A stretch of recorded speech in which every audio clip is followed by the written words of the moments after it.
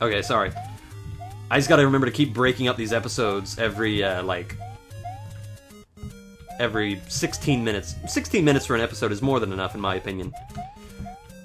Anyway, by the way, I actually, I spit on the screen. Not intentionally, but I spit on the screen, and it seems where my spit is, I can actually see where to jump on that invisible platform, which is pretty hilarious.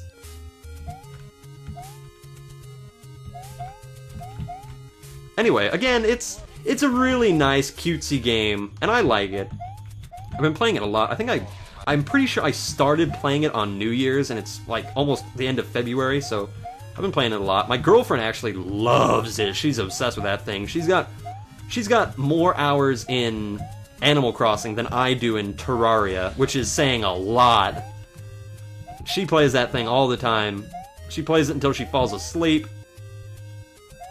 She just knows everything about that game, which is great in my opinion. Okay. I can't remember what's in here, but I'll get it. I want to see what Mario's opening animation is. What is it? Pit? That's right. That character's the Pits. Ho ho ho ho ho. Nobody's made that joke before, ever.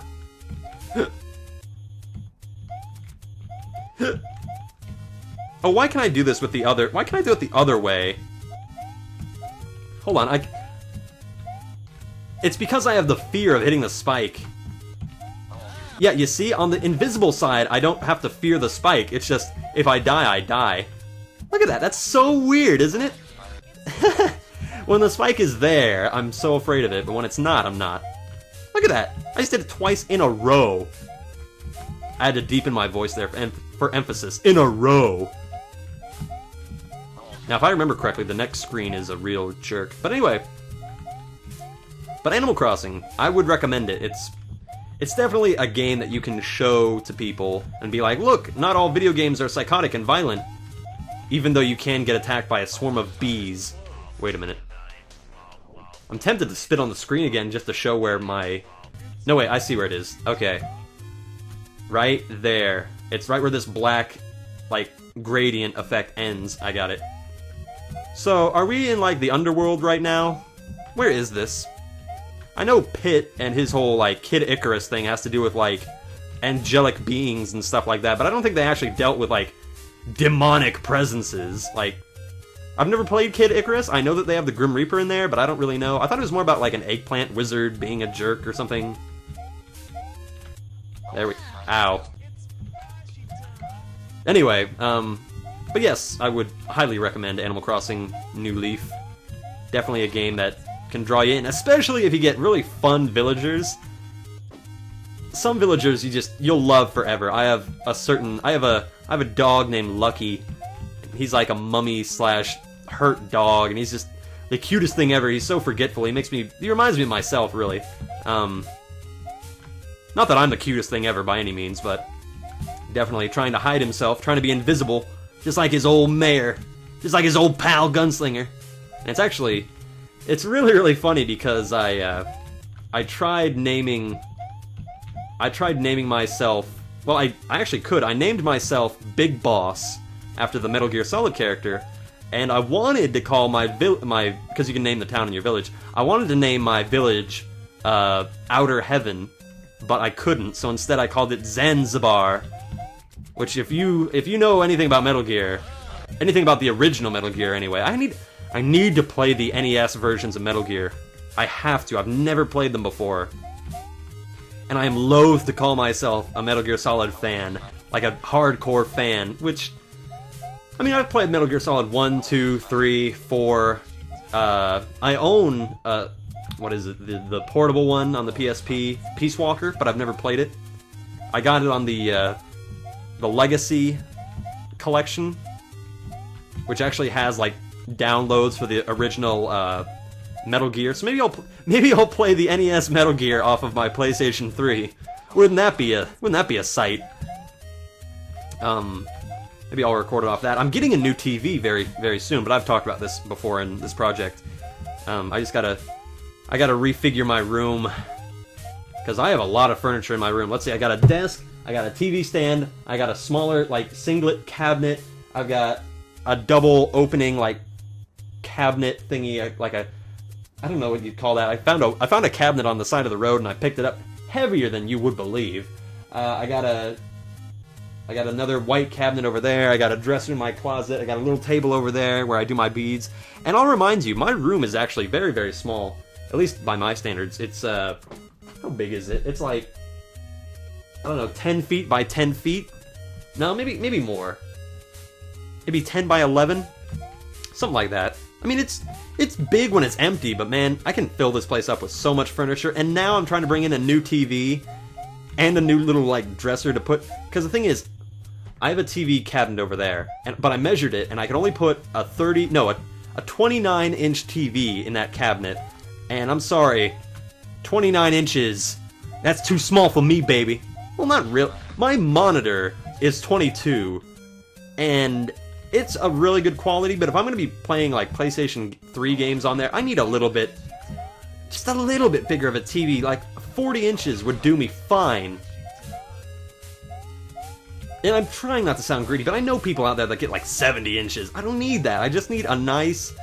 I either need a nice clear... Either way, I need a nice clear TV. I either need a bigger TV, or I need to get, like, better glasses, because my vision is going, guys. Already at 20, my vision is getting progressively worse, but it doesn't matter, because I can still see my computer screen, and I can still see my DS screen perfectly nice. And I'm like, how far am I? Do I have a ruler right here? No, I don't. I have one around here somewhere. I have a lot of office supplies in my personal space right here. Mostly from doing older school projects, but I've got like scissors in this cabinet right here. I've got like cardboard construction paper over there. I got a ton of pencils. I got like 20 pencils in my desk. You want one? A lot of them don't work, and their erasers are less than good. Oh wait, okay, here. So, where is it? The blood is right at that spot right there. Okay, I can keep an eye on that. Yeah, sure. I just gotta line it up. Yeah, I can do that. Mario's a nice big character. Of course, if I really wanted to line it up, I'd get that mayonnaise jar, whatever the heck it is. Then I could really line it up. Perfect.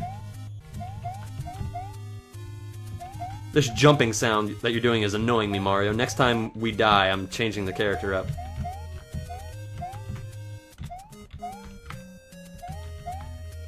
There we go!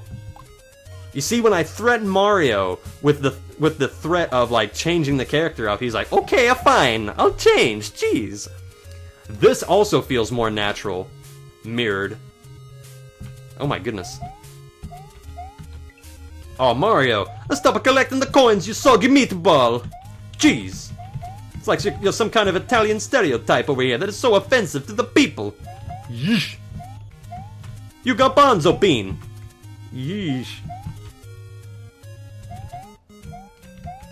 Ah! It's still possible, though. Oh, now it's not. Your greed has corrupted us. No. There we go. Excellent. Oh, yeah, and there's a save up here. Yay, for totally average. That save is not there on hard-on mode. Huzzah! Huzzah again! Stop it. Yeah. Just fall to your death. No. Oh, Mario, you were blockaded. That looks funny. Hold on, let's, just for kicks here, let's pull out my 1001 video games to play before I die. We'll flip it right till about here. This feels like about the 90s. Bomberman. What the heck? Oh my god. What in the name of all this? That's freaky that I changed it to I selected Bomberman on this stage where Bomberman... I'm not even kidding. If anybody else has this book, page 190, Bomberman, original release date, 1990. Oopsie. Click.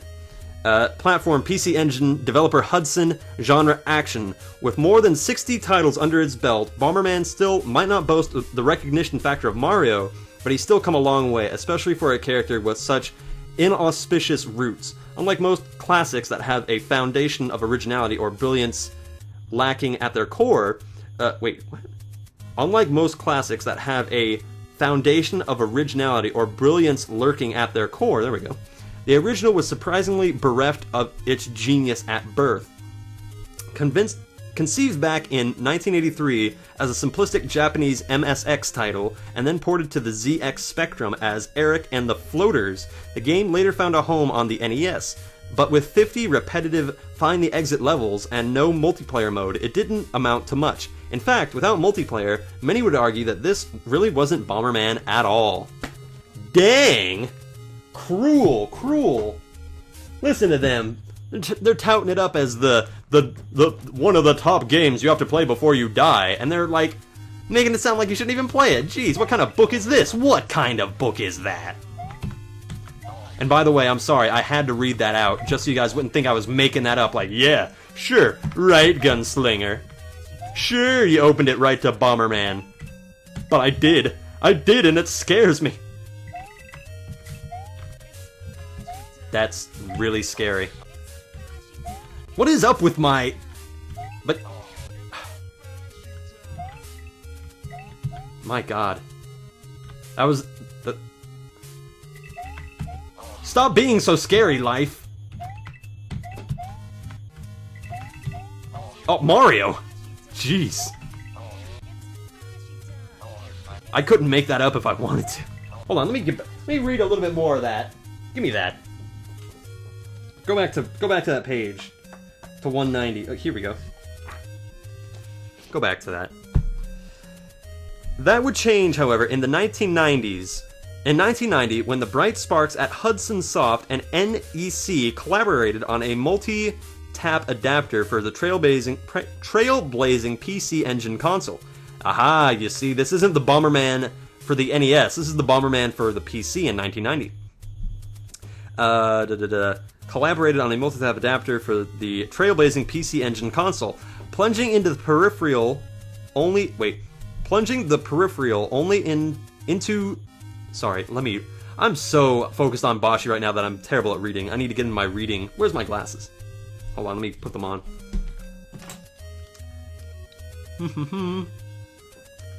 Let's read this. I'm sorry, normally I wouldn't take the time to read this, but this is too weird. Plunging the peripheral into the console's only joypad socket allowed up to 5 players to compete, unleashing the game's potential and generating a sense of steadily mounting panic and fun that the original title simply lacked. Ooh! Calling the original Bomberman simply lacking. Dang. Subsequent iterations of the series have grown ever more complex, some to their benefit, others not so much. I think they're specifically talking about that one Bomberman that was like really grim and like, this is the future of Bomberman, where all the people are slaves to the corporations. It's so refreshing to consider that the simplicity of the PC Engine Bomberman... It's refreshing to consider the simplicity of the PC Engine Bomberman compared to some of the later titles. Navigate labyrinth-like maps, drop bombs, take out opponents, and try not to be the last Bomberman. And I'm adding words. I have a terrible habit of adding words when I read out loud. And try to be the last Bomberman standing. There are obstructions to being demolished and power-ups to be collected, such as speed-ups and the ability to kick bombs in the directions of opponents. But the rules were pretty simple back then. While Bomberman fans might squabble endlessly over which versions offer the most engaging actions, the simplicity and purity of the PC Engine original is where it all began. There you go. Thank you, 1001 games you must play before you die. You see, I was a little concerned there. I'm like, wait, so you're touting up the Bomberman series, but you're not making it sound too likable here. So you hear that, NES Bomberman? Even the scholars, even the critics of yesteryear did not like you, and neither did Sahlgren. That's why he kicked you out of the game. Oh, if I could have recovered from that. Anyway. Sorry guys, sorry to take like a minute or 2 minutes there, or whatever I did, to read that aloud, but that's just too freaky that I turned to that. Go, Mario. Not like that. Here, you know what? I'm gonna switch to I didn't really get to talk about that because I've never played Bomberman myself. Here, I'm gonna pause the video and when I come back. No, wait. Here, instead of pausing it, because then you guys might think that I'm switching it around and like trying to find a specific fun game. No, right here, I will open it up randomly and find what we're gonna be talking about in the next episode. And not just reading out. I'm not gonna read the book. I'm gonna just find the title and talk about it. And talk about what I know about it, okay? So let's open it up. Let's see. Kill Switch? No, I don't know anything about Kill Switch. Different one. EVE Online and Beyond Good and Evil. I'll talk about Beyond Good and Evil when we come back.